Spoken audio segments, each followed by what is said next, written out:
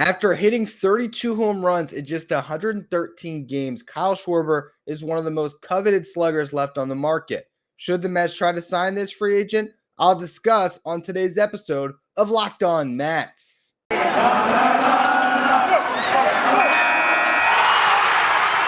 are Locked On Mets, your daily New York Mets podcast. Part of the Locked On Podcast Network, your team every day.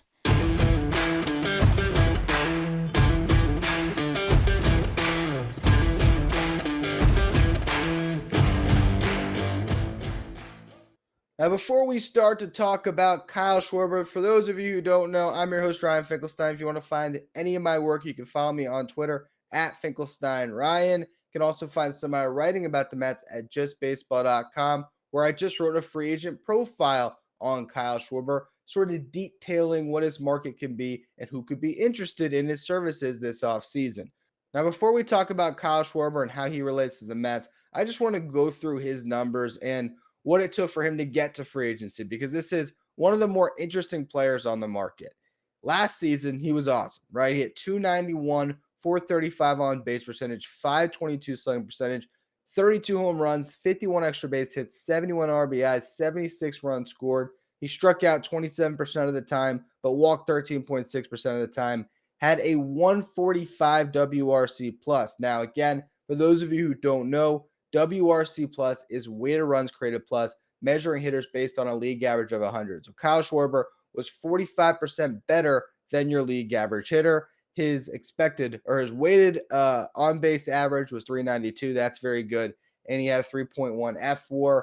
You look at the defense, not the best defensive player. -6 outs above average in left field, -4 outs above average at first base, -5 defensive runs saved in left field, -3 defensive runs saved at first base. But it's all about the bat with Kyle Schwarber. He is one of the few premium sluggers left on the market. You have Freddie Freeman, the only other left-handed slugger that can bring impact better than Kyle Schwarber. You have Anthony Rizzo, who fits that left-handed slugger bill as well. Then you have all the right-handed guys and Carlos Correa and Trevor Story and Chris Bryant, Nick Castellanos.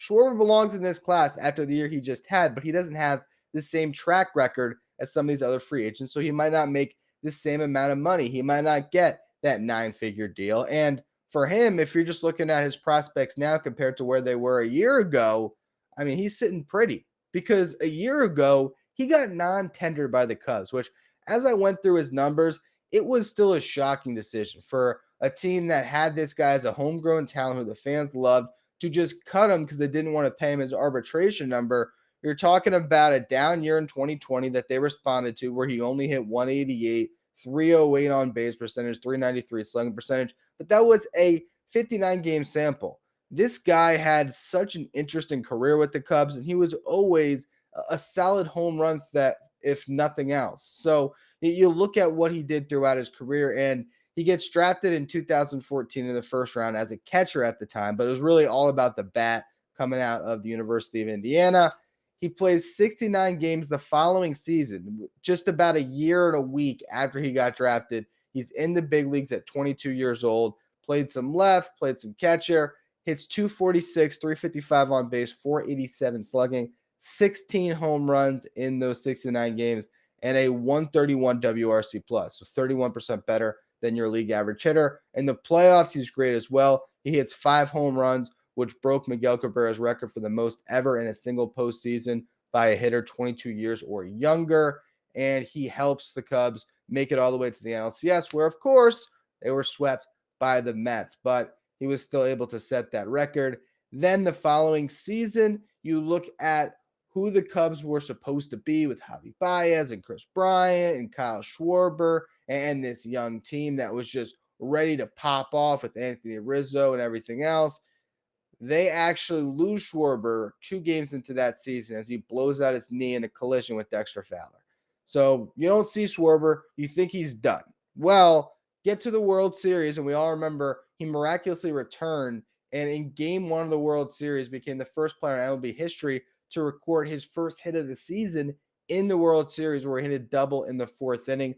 For that in World Series, he hit 7 for 17 3 walks, 2 RBIs, and a stolen base. So he was great in the playoffs that year. Once healthy, he became the Cubs starting left fielder in 2017. If you look at the numbers from 2017 through 2020, he hit 229, a 334 on base percentage, a 480 slugging percentage, which was good for a 110 WRC plus. So only 10% better than your league average hitter. That's why he got non-tender, because he was just slightly above average offensively for those 4 years while being a poor defender. But you look at the team as a whole, and it was built around him, Bryant, Rizzo, and Baez. He was fourth behind all those guys in WRC plus and F4, but he led the team in home runs during that 4-year span, hitting 105 blasts. They decided to non-tender him. He goes on to have this miraculous season with the Nationals where, he was the big catalyst in a push where they ended up, atop the division or right with the Mets in the middle parts of the season. You talk about a stretch that started on June 13th where he hit a 2-run homer against the San Francisco Giants, or had a 2-home-run game, excuse me. He then goes on this span where he hits 15 home runs in 17 games. The Nationals go 14-3 during that stretch. They might have been contenders if he didn't get hurt, but he ends up on the IL with a hamstring strain. They fall out of the race. That allows them to go into this rebuild. They trade Schwarber. He goes to the Red Sox. He's great there as well. He was an all-star in the National League before the trade. Ends up on this Red Sox team in a playoff push, and he hit 291 with a 435 on base percentage, a 522 slugging percentage with a robust 161 WRC plus. So just great numbers across the board there for Kyle Schwarber.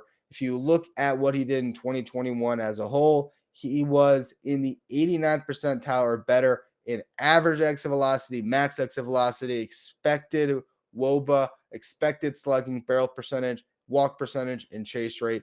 Bottom line, one of the best hitters in baseball this past season, which of course is going to attract a lot of teams who are interested in him. There are a lot of Mets fans who want to connect Schwarber to the Mets as well, but there are these other teams that might be more realistic. I'm going to discuss them and what a contract could look like in just a minute. It's the new year, so that means New Year's resolutions. And if yours is about getting fit or eating healthier, make sure you include Built Bar in your plan. Built Bar is the protein bar that tastes like a candy bar, making it so much easier to stick to your resolution because these Built Bars taste so good. They come covered in 100% chocolate, unlike other protein bars, which can be chalky, waxy, or taste like a chemical spill. These are snacks you're going to want to eat. They got so many delicious flavors to choose from, whether it's the coconut almond bar, peanut butter brownie, raspberry cookies and cream, salted caramel, mint brownie, and many more. Built is always coming out with new limited time flavors. So check out built.com often to see what's new. If you want to try Built Bar today, go to built.com. Make sure you use the promo code LOCK15 and you're going to get 15% off your next order. Again, that's promo code LOCK15 for 15% off at built.com. Early in December, it was reported that Kyle Schwarber was seeking a 3-year, $60 million deal, and this was reported by Barry Jackson of the Miami Herald, as the Marlins had serious interest in signing him. In fact, at the time, we heard 4 teams that were interested in signing him. You had the Marlins, the Rockies, which were surprising, the Phillies, and the Red Sox, who, of course, he finished the last season with. Now, if you just look at those teams, to me, there's a couple that make a little more sense than some others. So we'll start with the Rockies. Now, they could get in the mix here. They could pay a premium. They've done it in the past to acquire free agents like Ian Desmond, where they'll just come in with an offer that's better than anyone else, and the player signs there. And hey, you can see a good hitter like Schwarber hitting Coors Field for 81 games a year. And that would be awesome for that fan base, but it's just a boring fit for getting Kyle Schwarber in the games that matter at the end of the season, right? So let's just take them off the board for now. You look at the Red Sox, an interesting team, although it seemed like Schwarber might be pushing to go back to the National League with some of the other teams that were reported to be interested in him. Not sure what to read into that, but we'll see what happens there. I do think that Schwarber does make a lot of sense to go back to Boston. He could play first base again. He's not great at the position, but as far as being an offensive option, a better hitter than Bobby Dahlbeck or Christian Arroyo. So maybe that is a good fit. You have the Marlins and the Phillies, 2 teams in the NL East. Now, for the Phillies, makes a lot of sense, right? I think for the Marlins, you're almost making a similar argument But with the Marlins, it's because they have just all of this pitching and you're trying to scratch together some offense. For the Phillies, you're trying to build an offensive juggernaut, and Schwarber is maybe that missing piece to pair with Bryce Harper and JT Realmuto and Gene Segura and Rhys Hoskins. That is a really potent lineup.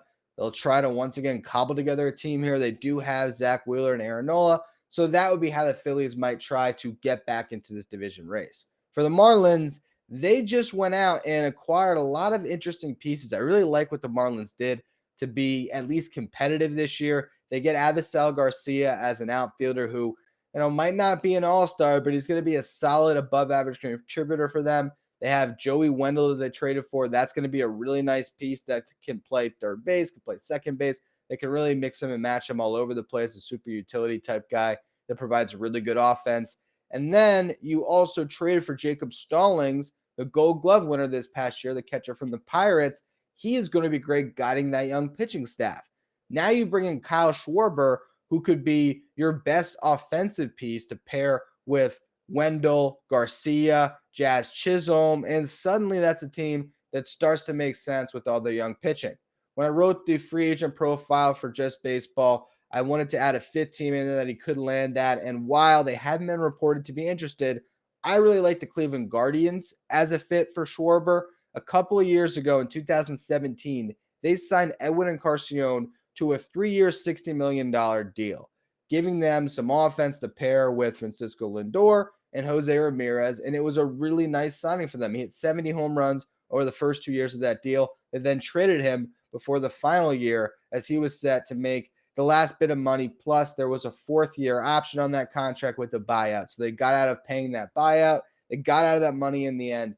I could see them signing Schwarber to a similar contract right now, if not the exact same contract, because he can go out there, get paired with Jose Ramirez and Franmil Reyes and form a good enough lineup that they can win games with their great pitching. And what we saw at the Nationals this past year when you had Trey Turner, Juan Soto, and Schwarber, with 3 guys, they were able to manufacture enough runs to win games. So I think that's what teams like the Guardians and the Marlins could look to do by signing Schwarber. For the New York Mets, you're talking about maybe that last piece in the puzzle, but there's going to be a lot of competition to get at bats with the Mets. And I do think if they sign Schwarber, he would be an everyday player, don't get me wrong. But I don't know if this is the cleanest of fits. And because it's not the cleanest of fits, because of other players that are on the roster, even though I see a lot of people pushing for this, and I look at his numbers, and as a hitter, I'm all in on Kyle Schwarber. He could be a really great bat that could add a ton of pop, give you another home run threat along with Pete Alonso in the middle of that lineup. I don't know if this makes sense on paper when you're talking about what else is on this roster, and that's what I'm going to discuss more in just a minute. BetOnline would like to wish you a happy new betting year as we continue our march to the playoffs and beyond. BetOnline remains the number one spot for all the best sports wagering action for 2022. New year, new updated desktop and mobile website. So sign up today and receive your 50% welcome bonus on your first deposit just by using the promo code Locked On. From football, basketball, hockey, boxing, and UFC, right to your favorite Vegas casino games. Don't wait to take advantage of all the amazing offers available for the 2022 season. BetOnline is the fastest and easiest way to wager on all your favorite sports. Bet online, where the game starts. So as we talk about this idea of Kyle Schwarber getting signed by the Mets to be their DH, there is one big roadblock in the way, and that is Robinson Cano and to a certain extent, Dominic Smith.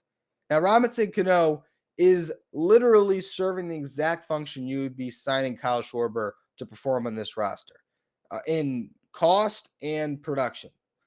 You got Cano, who's going to be making $20.25 million, which is right in line with what Schwarber is expected to get. So there is the money on your books right now that could be going to get this guy. You already have it locked up in a player that you wish you didn't have in Robinson Cano. But does that mean that Cano can't be an impactful hitter for the Mets in 2022? Because I've talked about this in the past. I actually think Cano might be good for the Mets next year. I know that sounds crazy on the surface, but I'll go to one of my favorite stats that I pulled some point at the end of last season, which was that Robinson Cano in 2019, in the worst year of his career, where he dealt with a ton of different injuries, especially hand injuries that really did impact his season. He played through a lot of them where he just never quite looked right. And when he did look right and look comfortable down the stretch, he really started to hit for the Mets in 2019. That down year, Robinson Cano had more extra base hits than anybody on the Mets roster in 2021 outside of Pete Alonso. That's how good he was, even in a bad year, when it comes to hitting for power still and being a productive cog in your lineup. With the universal DH, you can now get Cano off his feet for 100 games, have him DH, play a little bit at second base, a little bit of third base, and you might be able to keep him fresh. And I'm not sure that his bat is done. I think there might still be a little bit left in the tank for him offensively. And when you're talking about cutting him for nothing or getting some value for that money, I do think you have to lean more towards keeping Cano and having him play a role in this Mets team. Now, should that alone stop you from signing Kyle Schwarber? Not necessarily, because you can still get Schwarber in here. He could still take some at bats in the outfield, at first base, and at DH. You can mix guys up. There's always guys getting hurt. Cano can fill in when needed, and Schwarber can be your primary DH, and Cano can be a bat off the bench. That's still a possibility. But then we get into the function on this roster, and I've talked about this in the past. Right now, if you look at the team as presently constructed, assuming Jeff McNeil is your starting second baseman, Eduardo Escobar at third, we know you got Lindor and Alonso, then you have Canna, Nimmo, and Marte in the outfield, with James McCann behind the plate and Nito as his backup. You look at your bench, which would have Nito, right now, Dom, JD, Cano, and then you're left with needing a backup shortstop. That's where Guillorme comes into play. That's a full team. So you're going to have to subtract to add. And if you add Kyle Schwarber, you're adding yet another player who doesn't help you at all defensively. Now, that's not the biggest of problems if you didn't already have J.D. Davis, Dominic Smith, and Robinson Cano in this roster. That's a problem. You need to have guys that can play both ways a little bit more. You also need to be able to have a roster that can function where if somebody goes down, you have, really ideal fits that can slide in. So I look at Dominic Smith even, and his function on the roster is exactly what Schwarber could provide. Someone who can play out in left field, can play first base, left-handed bat with some pop. Now, Schwarber's way better than Dominic Smith. He also costs a lot more, though. So you have to factor that in. What do you do? Because you could just roll out Dominic Smith and Robinson Cano for about the same money as Schwarber and preserve your future financial flexibility. But also, you could make other moves with that money that you would spend on Schwarber. You can sign a couple bullpen arms. You can bring in a starting pitcher because you're not going to get off of Cano's contract. So financially, unless it just doesn't matter, which it might not with Steve Cohen, these are all things you have to consider. I think the Mets are going to have to trade one of J.D. Davis or Dominic Smith to clear up a roster spot for sure. I think that has to be done because you might want to leave room for a Nick Plummer or Khalil Lee to make this team as a legitimate fourth outfielder. You might want to leave room for Mark Vientos in a couple of weeks into the season, a couple of months into the season to maybe break through. And so I think trading JD would accomplish that, if not trading both of them. But even with that, I don't know if Schwarber is the best fit because Cano is still on the roster. I think there might be some other moves that can be made that might fit a little bit better than Kyle Schwarber. So all this is interesting. I do think if you're just going to talk about winning it all, though, in 2022, if the Mets decide to sign Kyle Schwarber, that would give you another home run threat in the lineup. So I would not hate it. I just think considering everything that already exists, considering some of the other needs the Mets still have, I just don't know if you're necessarily addressing a need other than upgrading something you already have. And maybe the Mets might want to bank on the options that they have and try to improve in another way, if that's addressing their pitching or if that is getting somebody who maybe fits the team a little bit more, somebody who maybe defensively can play the outfield and the infield well, can cover up for more people. If they are going to move Jeff McNeil, Kyle Schwarber does not really replace what he brings to the roster either. You're going to have to find somebody else that can be that super utility guy. So again, it just gets into the function of the roster. And I don't know what function Schwarber serves other than being a great home run threat. And that alone could be enough where you just sign him and figure it all out later. But anyway, that's going to be all for today's edition of Locked On Mets. As always, thank you for listening. Make sure you follow, rate, and review wherever you get your podcast. Make sure you follow me on Twitter at Finkelstein Ryan. Follow the show at Locked On Mets. Thank you for making Locked On Mets your first listen every day. Now for your second listen, check out Locked On Bets, hosted by your boy Q and handicapping expert Lee Sterling. Get daily picks, blowout specials, wrong team favorite picks, and Lee Sterling's lock of the day by following Locked On Bets wherever you get podcasts.